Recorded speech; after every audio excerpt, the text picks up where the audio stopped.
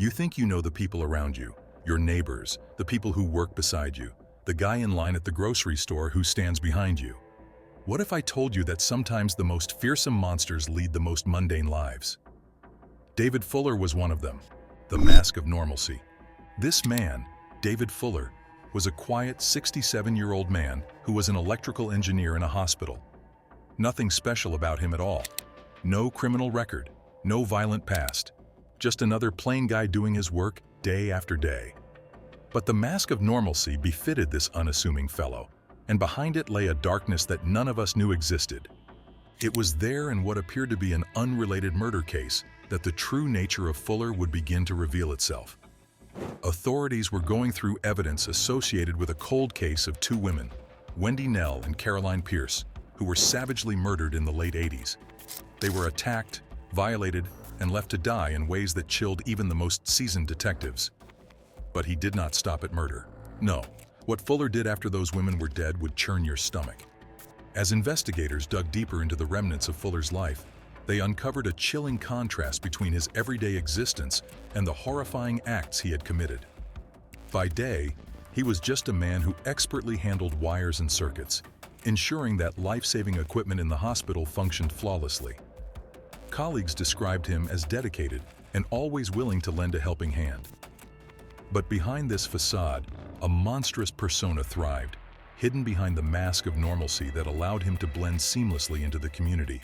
It became evident that Fuller had carefully curated his life to keep suspicion at bay, engaging in mundane routines while concealing his darker inclinations. This duality, the ordinary life of an engineer juxtaposed with the sinister reality of a killer, captivated investigators, who began to piece together the narrative of a man who had expertly navigated the line between good and evil. What drove someone like Fuller to commit such heinous acts? Was it a lifelong struggle with suppressed impulses? Or was it a calculated thirst for control and power over his victims? As the layers began to peel away, the full scope of his depravity loomed larger, leaving a chilling reminder that evil can wear the most unsuspecting masks. The enigma of David Fuller lies not just in his gruesome actions, but in the chilling realization of how someone like him can blend into society without raising alarm. This poses a haunting question. How well do we know the people around us? Each day, we share spaces with individuals whose true selves may remain shrouded in darkness, hidden beneath layers of normalcy. Fuller epitomized this unsettling truth. He was the neighbor who offered a friendly smile, and the co-worker who shared a joke during lunch breaks. His ability to charm those around him created a false sense of security, allowing him to escape scrutiny for decades. This disparity between perception and reality is frightening.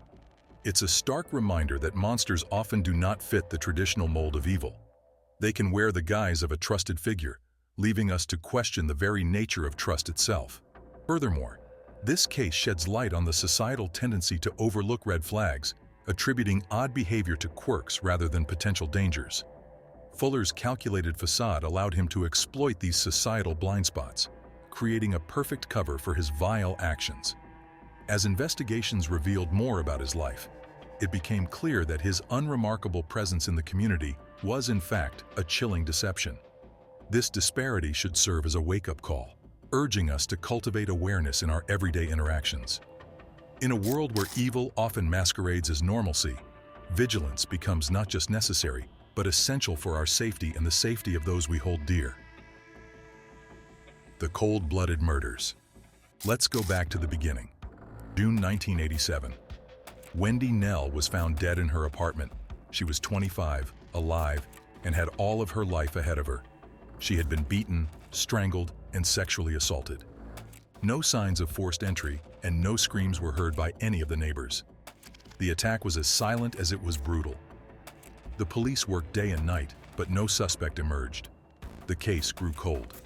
Just 5 months later, Caroline Pierce, another young woman, met the same fate.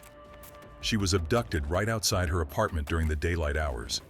Her body was found weeks later, dumped in a field miles away. She also had been murdered in the same gruesome way. The police did not want to face the fact, but could not deny it since the two cases bore similarities. It was the work of the same killer. But who was he? How was he able to vanish into thin air after committing such monstrous acts? Their families waited 3 decades for answers they never received. And that is exactly what David Fuller counted on, that he'd never get caught. How did Fuller manage for so long to be unseen? How does a man kill, rape, and disappear without leaving any trace? The answer may surprise you. Even more vile was that Fuller wasn't merely killing but chronicling. Yeah, you heard me right. He is recording his sick fantasies, cataloging horrific acts within a book of horrors that he veils and hides. And this is only the trailer.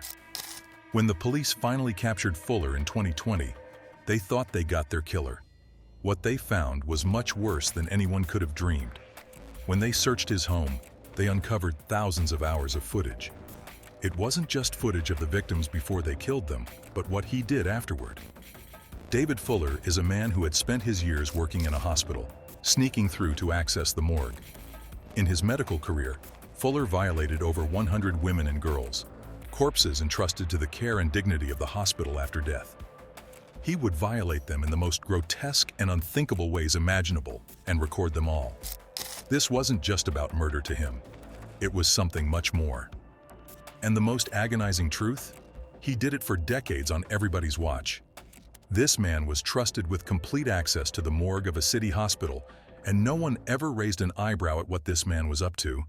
The sheer magnitude of Fuller's depravity sent shockwaves through the community as the realization of his actions began to sink in.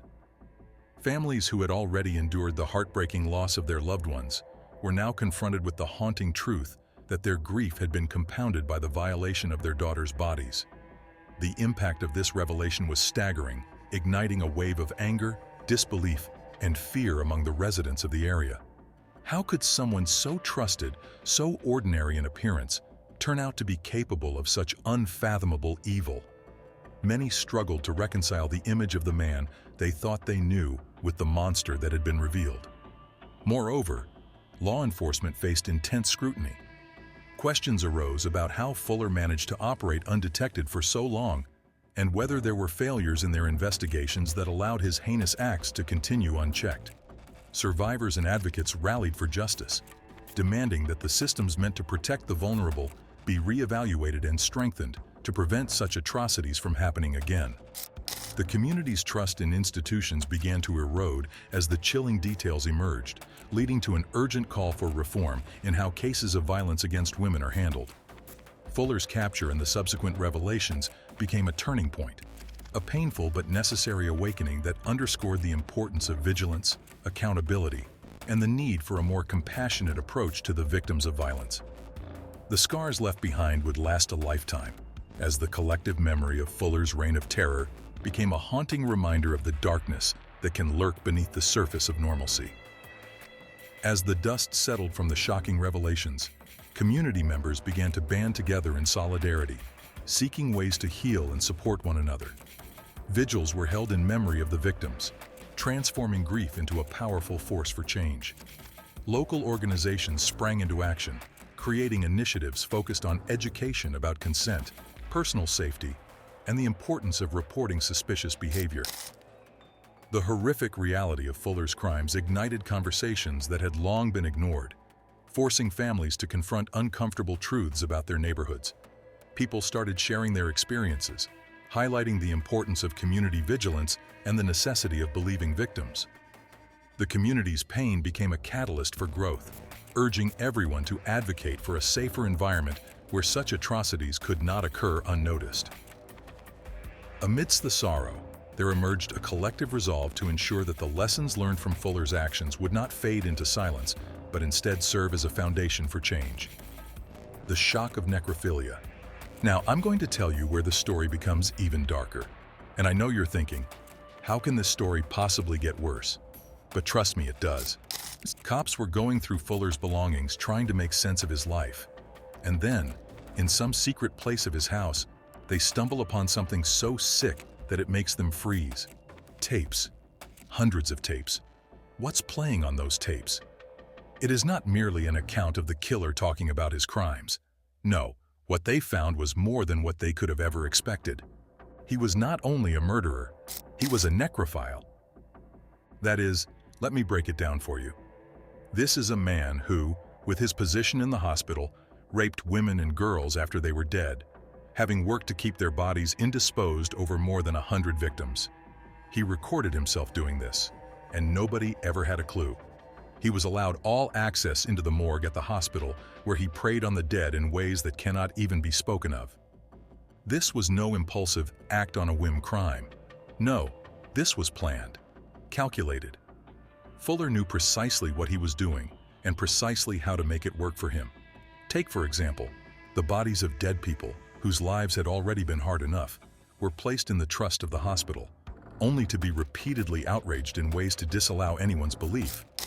But you must be asking yourself now how he was so overlooked. How does a man perpetuate something so vile for so long? And very chilling, David Fuller was very good at hiding. Not good. I mean, by definition, he's a master of it. He worked quietly and never drew any attention to himself.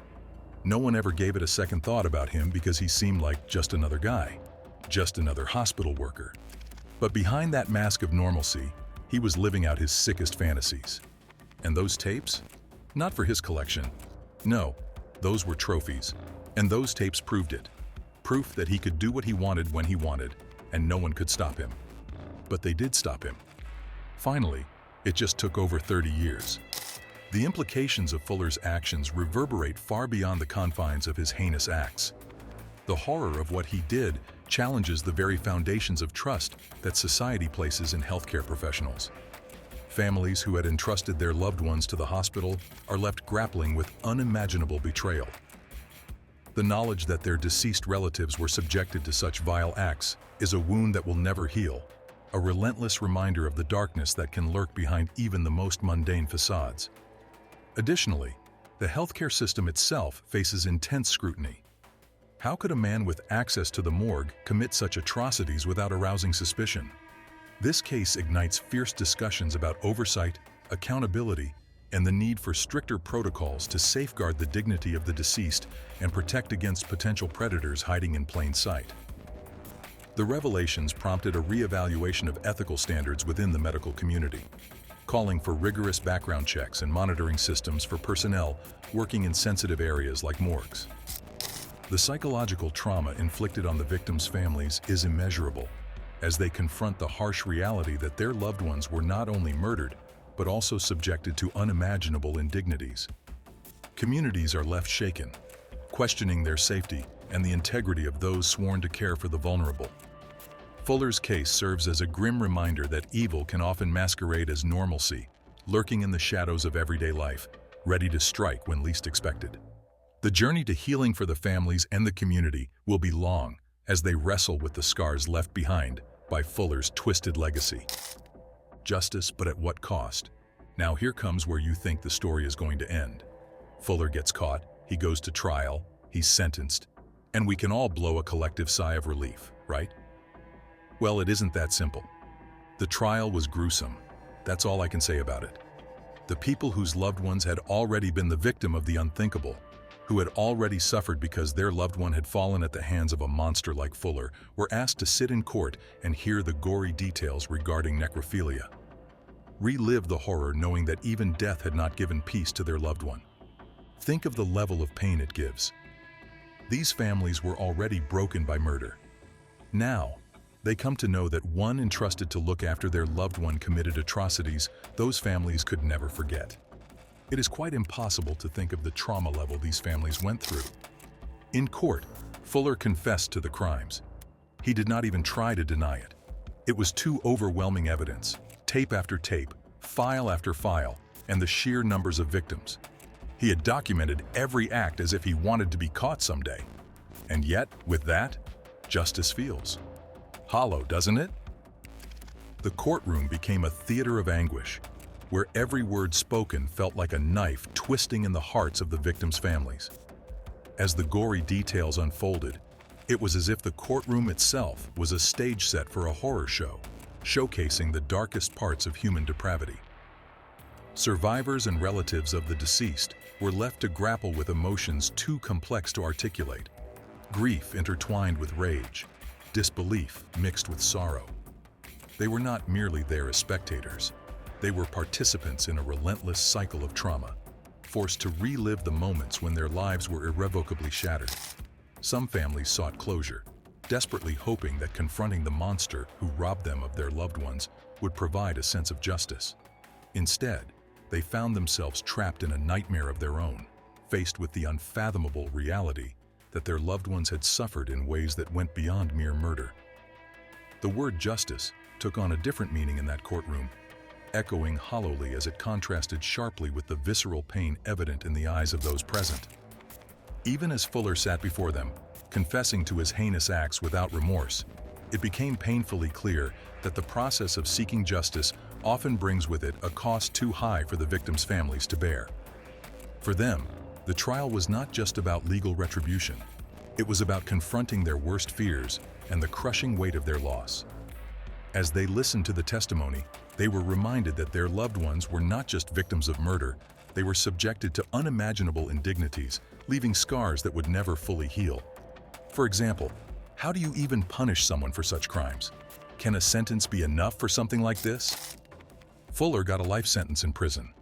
But the truth here, no amount of time in jail will ever stop what he has committed. There is nothing for the human laws and courts to do in this regard.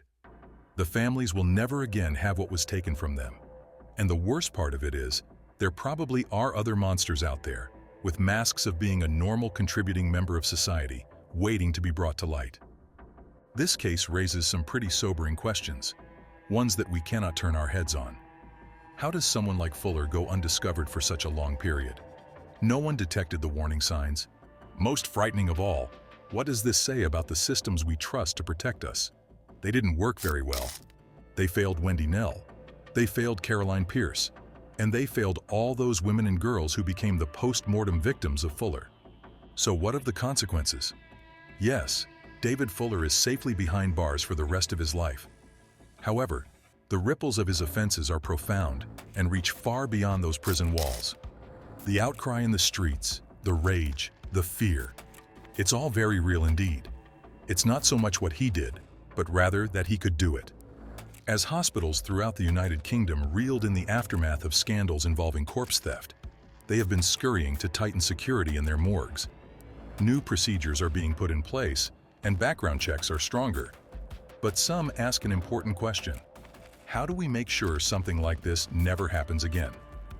But the fact of the matter is this: no matter what changes are made, Fuller's case has left a scar, a deep one. And it's a reminder of a harsh truth. The world can be far more brutal than we want to believe. The psychological aftermath of Fuller's actions extends far beyond the immediate victims and their families, casting a long shadow over society as a whole. We must grapple with the unsettling reality that individuals like Fuller can exist within our communities, masquerading as ordinary citizens while harboring monstrous intentions. This reality raises critical questions about our societal values and the vigilance required to protect the most vulnerable among us. Are we doing enough to safeguard those who can no longer speak for themselves? The tragedy of Wendy Nell and Caroline Pierce is not an isolated incident. It's a reflection of a systemic failure that requires our collective attention. As the public demands greater accountability and transparency from institutions meant to protect the deceased, there is a call for a cultural shift that prioritizes ethics and empathy over complacency. In a world where heinous acts can be hidden behind a facade of normalcy, we must remain ever watchful, advocating for the rights of both the living and the dead. The scar left by Fuller's case is a reminder of the vigilance required to ensure that our trust in societal systems does not blind us to the lurking dangers around us. Now, I'm not saying this to scare you. Well, maybe I do. But that's not it, just for scare's sake. It's to remind you that sometimes the monster may not look like a monster. Sometimes he is the guy next door. Sometimes he is the one you trust the most. Is this perhaps the most chilling case you have ever heard? What do you think about the punishment given to Fuller? Was it sufficient for the heinous crimes he committed? We'd love to hear your thoughts in the comments below. If you found this story captivating, don't forget to hit that like button and subscribe to our channel for more intriguing true crime tales. Thanks for watching, and we'll see you in the next video. Curious about what happened after a little girl mysteriously went missing following an eerie phone call? Check out this video to learn about the shocking details that unfolded.